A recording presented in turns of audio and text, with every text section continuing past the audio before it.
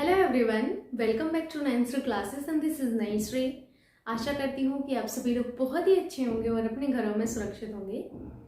आज के इस वीडियो में मैं आप सभी के समक्ष पुनः उपस्थित हूँ सीटेट में मैथमेटिक्स के प्रश्नों के साथ। यहाँ पर आपको जो मैं मैथमेटिक्स के क्वेश्चंस करवाने वाली हूँ एकदम बेसिक मेथड के साथ आपको करवाऊंगी। बहुत ही सिंपल मेथड यहाँ पर मैं आपको बताने वाली हूँ, जिससे आप इन प्रश्नों को देखकर डरे ना, बल्कि आप इन क्वेश्चंस को अच्छे से कर पाएं। क्योंकि आप सभी को पता है कि सीटेट की परीक्षा आपकी नज़दीक है, तो आप बस अपना पढ़ाई पर फोकस रखिए। जितना भी आपको यहाँ पर पढ़ाया जा रहा है आप उसको बार बार रिवीजन करिए। आइए देखते हैं। यहाँ पर सबसे पहला जो क्वेश्चन है वो बहुत ही बेसिक है और बहुत ही सिंपल क्वेश्चन है। बस अब सीटेट की परीक्षा में पूछ लिया गया, इसलिए ये महत्वपूर्ण बन गया। क्वेश्चन है आपसे कि इन दिनों दाम बढ़ने शुरू हो रहे हैं। क्या हो रहे हैं? इन दिनों दाम बढ़ने शुरू हो रहे हैं। निम्नलिखित में से कौन सा ग्राफ इस स्थिति का निरूपण करता है? आपसे ये पूछा गया है। आपको चारों ऑप्शन बहुत ही अच्छे से देखना है। ऑब्जर्व करिए चारों ऑप्शन को और बताइए कि कौन सा ऐसा ग्राफ है जो आपके बढ़ते हुए दामों को दर्शाएगा। बढ़ते हुए दामों को जब कभी भी आपको बढ़ती चीजें दिखानी होती, जैसे आप अपनी अगर प्रोग्रेस दिखाना चाहते हैं कि आज आपने जो है इंग्लिश डिक्शनरी उठाई, आपने 10 वर्ड सीखे, कल आपने 20, परसों आपने 30, फिर आपने 40, इस तरीके से अगर आप सीख रहे हैं, आपका ग्राफ कैसा होगा? सिंपल सी बात है, ऐसा होगा कुछ इस तरीके से। और अगर मैं कहूँ कि आज आपने 10 वर्ड सीखे और कल आपने जो है 20 कल आपने जो है 5 सीखे, फिर आपने 1 सीखा और फिर आप 0 पर आ गए, तो आपका ग्राफ क्या होगा? क्या होगा? इस तरीके से होगा। ठीक है, तो ये क्या हो गया कि बढ़ना अगर आपको दर्शाना है तो आप कैसे दर्शाएंगे? देखिए ऑप्शन में, जैसे इसमें क्या हो रहा है, पहले बढ़ा है, देखिए ये कीमत है और ये समय है। पहले कीमत बढ़ी है फिर घट गई, तो ये तो हो नहीं सकता, क्योंकि हमें बढ़ता हुआ दाम यहाँ पर दर्शाना है कि इन दिनों दाम बढ़ रहे हैं। कैसे बढ़ रहे हैं? बढ़ रहे हैं। ठीक है, कैसे बढ़ रहे हैं? डाउन नहीं हो रहे हैं, बढ़ रहे हैं। तो आप क्या दर्शाएंगे? बढ़ने वाला तो ये तो नहीं है। ये वाला देखिए, इसमें देखिए पहले आपके दाम बढ़े लेकिन फिर घट गए, ऐसा भी नहीं हमें दर्शाना है। अगर हमसे ऐसा क्वेश्चन होता, इन दिनों दाम बढ़ रहे हैं, उसके बाद अगर आपसे कुछ आगे कहता कि घट रहे हैं कुछ दिनों बाद, तो उसको दर्शाना है। तो आप कैसे दर्शाएंगे? तब ये होता कि पहले आपके दाम बढ़े फिर घटे। नेक्स्ट वाला देखिए, इसमें क्या होगा? देखिए पहले आपके दाम बढ़े फिर आपके दाम घट गए, डाउन हो रही वैल्यू, घट रही है, ये भी नहीं हो सकता है। इसको देखिए, पहले आपके दाम कैसे हुए? कम, फिर बढ़ रहे हैं। देखिए धीरे धीरे आपके बढ़ रहे हैं, पहले दाम कम थे फिर बढ़े, फिर बढ़े, फिर बढ़े, फिर बढ़े, फिर बढ़े, फिर बढ़े। क्या है? आपकी कीमत बढ़ रही है, यानी कि यही ऑप्शन करेक्ट होगा, जो आपकी बढ़ती कीमत यानी कि बढ़ते दाम को दर्शा रहा होगा।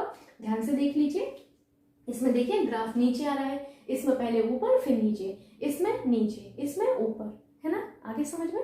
अगला क्वेश्चन देखिए। अगला क्वेश्चन अच्छा क्वेश्चन है। ठीक है, क्वेश्चन है आपसे कि दी गई आकृति समान आकार के 5 वर्गों से मिलकर बनी है।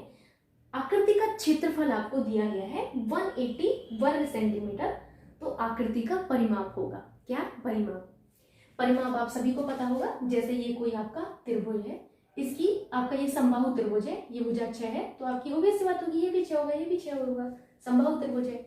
अगर मैं परिमाप की बात करूं तो परिमाप होता है 6 + 6 + 6। ये आपका क्या हो जाएगा? इसका परिमाप हो जाएगा। जैसे ये वर्ग है, मान के चलिए, इसकी एक भुजा 4 है, चूंकि वर्ग है तो ये भी 4 होगी, ये भी 4 होगी, ये भी 4 होगी। परिमाप अगर कहा जाए तो 4 + 4 + 4 + 4। अगर आपकी कोई आकृति इस तरीके से आयत है, ठीक है, अब मैंने इसको बोल ही दिया है आयत है, ये आपका 4 है तो ये भी 4 ही होगा, ये 2 है, ये 2 होगा, ये 4 है। ठीक है, तो इसमें आपसे परिमाप पूछा जाए तो आप परिमाप क्या निकालेंगे? देखिए 4 + 2 + 4 + 2 क्या होगा?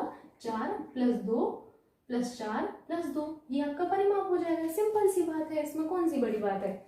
अगर आपसे कुछ इस तरीके से आकृति दी जाती है, ठीक है, ऐसी आकृति दी गई कि ये 2 है, ये 2 है, ये 1 है, ये 1 है, और ये भी आपकी कितनी है? 3 है। आपसे कहा गया परिमाप बताइए, तो क्या होगा? 2 + 2 + 1 + 3 + 1 क्या होगा? 2 + 2 + 1 + 3 + 1, ये आपका परिमाप हो जाएगा। सिंपल सी बात है। अब आपको यहाँ पर क्या समझ में आ रहा है? जैसा क्वेश्चन दिया गया है कि अगर हम वर्ग की भुजा निकाल लेना तो हम आराम से इस जो ये आकृति है, इस आकृति का हम क्या निकाल पाएंगे? परिमाप। देखिए वर्ग यहाँ पर दिया गया, मैं अपने मन से नहीं बोल रही हूँ, वर्ग आपको दिया है, वर्ग आपको दिया है तो वर्ग आप निकाल लीजिए, बर्गर नहीं वर्ग। ठीक है, यहाँ पर देखिए 5 वर्गों से मिलकर बनी है।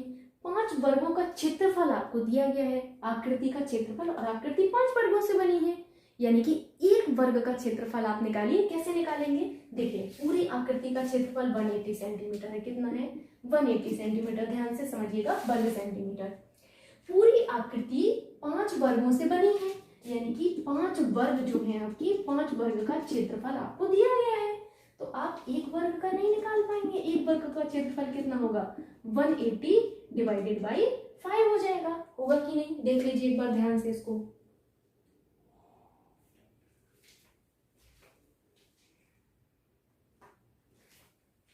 समझ गए आप लोग, फिगर को भी देख लिया। अब बताइए क्या होगा, 5 एकम 5, 5 दूनी 10, 5 दिया 15 हो जाएगा। यहाँ पर कितना बचेगा, 16, 17, 18, यानी कि 3, 5 छक्का 30, यानी कि 36। यानी कि एक वर्ग का यहाँ पर आपको क्षेत्रफल मिल गया। एक वर्ग का क्षेत्रफल 36 वर्ग सेंटीमीटर यहाँ पर आया। क्या आया है, 36 वर्ग सेंटीमीटर आ गया। कितना आया, 36। ठीक, अगर आपको वर्ग का क्षेत्रफल पता है तो एक बात बताइए, वर्ग का क्षेत्रफल आपको पता है तो वर्ग की भुजा क्या होगी, बताइए वर्ग की भुजा क्या होगी। सिंपल सी बात है, अगर वर्ग का क्षेत्रफल 36 है तो वर्ग की भुजा 6 होगी। इसमें कौन सी बड़ी बात है, ये तो आपको पता ही होगा। तो वर्ग की भुजा 6 आ गई। अब आपको समझ में आ रहा है ये क्यों निकाला है, क्योंकि ये वर्ग है, ये वर्ग है, ये वर्ग है, ये वर्ग है, ये वर्ग है। अब आपको मैंने परिमाप के लिए समझाया है कि ये देखिए आपकी भुजा 6 आ गई। चूंकि वर्ग है, ये 6 है, ध्यान से देखिएगा। अगर वर्ग है तो ये 6 है, तो ये भी तो 6 ही होगी, ये भी तो 6 ही होगी, ये भी तो 6 होगी, ये 6 होगी, ये 6 होगी, ये 6 होगी, ये 6 होगी, ये 6 होगी, ये 6 होगी, ये 6 होगी, ये 6 होगी, है ना। अब परिमाप के लिए मैंने आपको क्या समझाया है, परिमाप कैसे निकालते हैं, 6 + 6 + 6 + 6 + 6 + 6 + 6 + 6 + 6 + 6 + 6 + 6, ऐसे ही करेंगे ना। देख लीजिए 6 कितनी बार है, ठीक है। 1 2 3 4 5 6 7 8 9 10 11 12, यानी कि 12 × 6 हो जाएगा। 12 छंग 72, यानी कि 72 आ गया ना आपका। क्या आया है, 72। यहाँ पर आकृति का परिमाप आ गया है। इसमें आपको कोई दिमाग और कोई रॉकेट साइंस नहीं लगानी है, बस ध्यान से आपको देखना है। आपके जो कॉन्सेप्ट पहले से बने हुए हैं, बस उन्हीं को तरोताज़ा करने का काम यहाँ पर मैं कर रही हूँ, ताकि आप उनको रिकॉल कर पाएँ। आपको कुछ यहाँ पर ज़्यादा दिमाग लगाने की ज़रूरत नहीं है, ना ही आपको इतना एडवांस का कुछ मैथमेटिक्स पढ़ने की ज़रूरत है। जितना कॉन्सेप्ट आपको मैं सिखाऊं, बस उतना कॉन्सेप्ट आप सीख के चले जाएंगे। दावा करती हूँ मैं आपसे कि परीक्षा में जितने भी मैथमेटिक्स के क्वेश्चन हैं वो आप सही करके आएंगे। देख लिया आपने, ये सरल क्वेश्चन था। अगला क्वेश्चन जैसे देख सकते हैं आप लोग, ये क्वेश्चन जैसे दिया गया है, ब्लॉकों की यहाँ पर संख्या आपको बतानी है कि कितने ब्लॉक हैं। ठीक, गिनिए आप कितने ब्लॉक होंगे, आपको नहीं पता है। 1 2 3 4 5, ठीक है, 5 है। कितनी यहाँ पर कितने हैं, 1 2 3, यानी कि 15 हो गया। ये 15, इतनी चीजों को मैंने अभी बताया है। इतना जो आपका ये जो ब्लॉक है, इसको मैंने अभी सॉल्व किया है। किसको, इतने वाले को। मैंने कहा इसमें तो 15 है, इतने एरिया में ये 15 है, तो ये भी तो 15 ही होंगे। अगर ये 15 है तो ये भी तो 15 ही होंगे, और अगर ये 15 है तो ये भी तो 15 ही होंगे। तो कितना होगा, 15 एकम 15 दूनी 30, 15 की 45, 15 चौका 60। नहीं समझ आया, डोंट वरी, मैं दोबारा से समझा देती हूँ। मुझे लग रहा है थोड़ा सा इसमें कंफ्यूजन हो सकता है, बट है बड़ा सिंपल सा क्वेश्चन।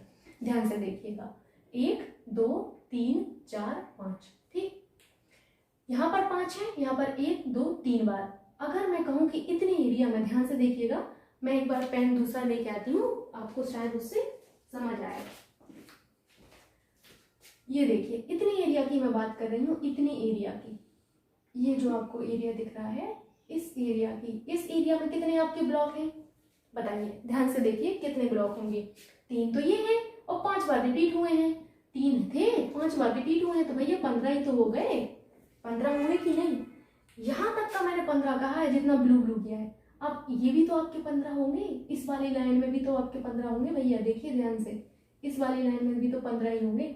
बड़ी मेहनत से मैंने ये फिगर बनाया था, बिकॉज एक इंजीनियर को ऐसा फिगर ड्रॉ करना बहुत टफ लगता है भाई। तुम बहुत मेहनत से बने थे, तुम इतने गंदे लग रहे हो ना तुम देखो, अभी देखो आप लोग किस तरीके से यहाँ पर 15 आया है, वो आप समझ गए। अगला यहाँ पर देखो कि यहाँ पर आप देखेंगे कि ये भी आपका कितना है, ये देखिए ये कितने हो गए, ये भी आपके 15 है। 15 है, सॉरी 2 बार कलर कर दिया मैंने, अब इसको देखिए, ये भी तो 15 होंगे कि नहीं। अब अगला देखिए 15 है, 15 को 4 बार रिपीट किया गया है तो 15 चौका 60, यानी कि 60 यहाँ पर ब्लॉक आ गए। ठीक है, ठीक, समझ गए। थोड़ा सा फिगर गंदा हो गया बट आप समझ गए होंगे।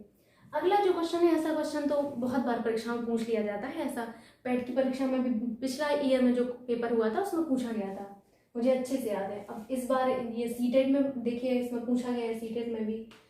तो यहाँ पर आपसे पूछा गया 2/3 में कितने 1/6 हैं, कितने 2/3 में कितने 1/6 हैं, निकाल लेते हैं। हमको नहीं पता कितने 1/6 हैं, हमने कहा 2/3 में कितने 1/6 हैं, हमको ये निकालना है। हमें तो बिल्कुल पता ही नहीं था, तो हमने कहा कि चलो करके देखते हैं, जो बचपन में सीखा है उसी को कर लेते हैं, हो सकता है आंसर आ जाए। तो देखिए कितना हो जाएगा, यहाँ पर 2/3 पलट के इतना तो पता ही होगा, 6/1 हो जाएगा। 3 दूनी 6, यानी कि 4 आ गया कि नहीं। 2/3 में कितने 1/6 होंगे, 4 होंगे। फिर से करके बताओ, चलिए ध्यान से देखिए। कह रहे हैं 2/3 में कितने 1/6 हैं, आपसे ये पूछा गया है। 2/3 में कितने 1/6 हैं, ये आपको निकालना था। तो 2/3 एज इट इज लिखिए, 6 आपका ऊपर चला जाएगा, 1 नीचे आ जाएगा। 3 दूना 6 होता है, 2 गुणा 2 कितना होता है, 2 गुणा 2 आपका 4 होता है, यानी कि आपके 2/3 में कितने 1/6 हैं, 4, है ना।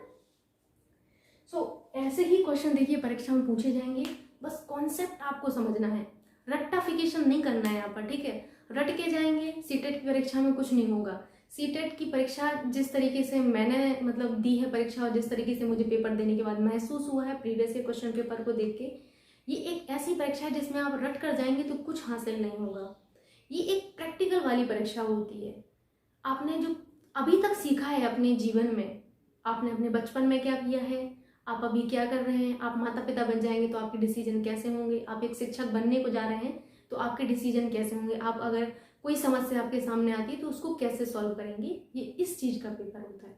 टोटल प्रैक्टिकल वाला पेपर होता है, इसमें आप रट के कोई नहीं चीज़ जा ही नहीं पाएंगे। ठीक, बहुत ही कम जो फैक्चुअल चीज़ें हैं वो तो देखिए आपको पढ़नी ही याद ही करनी पड़ेंगी। ठीक, तो बहुत सिंपल क्वेश्चन आते हैं, बस धैर्य रखना है, पेशेंस के साथ आपको सॉल्व करना है। बाकी मैं तो हूँ ही, मैं कहीं नहीं जाऊँगी आप लोगों को छोड़ के। अभी मिलते हैं नेक्स्ट लेक्चर में, तब तक के लिए बाय बाय, टेक केयर।